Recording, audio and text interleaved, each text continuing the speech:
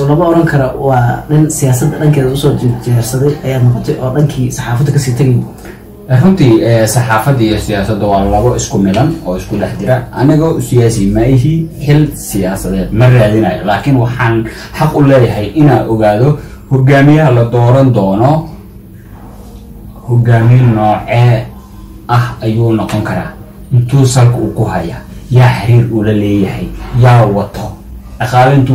ka helaya yaa maaragtay galbihiisa tagan qof ummadda Soomaaliyeed wax ku soo kordhin karamiya mise qof ummadda Soomaaliyeed dib u dhac u keeni karo sidii Maxamed Cabdullaahi Farmaajo 4 sano hadda maaragtay dib u dhac ummadda Soomaaliyeed uu ku sameeyo arrimahaasi ayaa laga yaabaa hadda haddii lafta gareed uu ku magacaabo sir in aad la shaqayso markiisa aad in badan hadda dhaliisho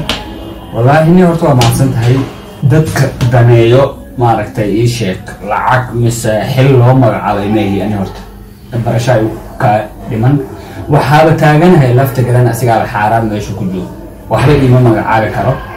maaragtay wax ani aan ku qancayna maaragtay qof bin aadan oo madow ah oo Soomaali ah maba isiin karaba saaniga aaminsanahay wax aniga aan rabo ana keensanayo ana maaragtay xil isku magacaabay ma ahane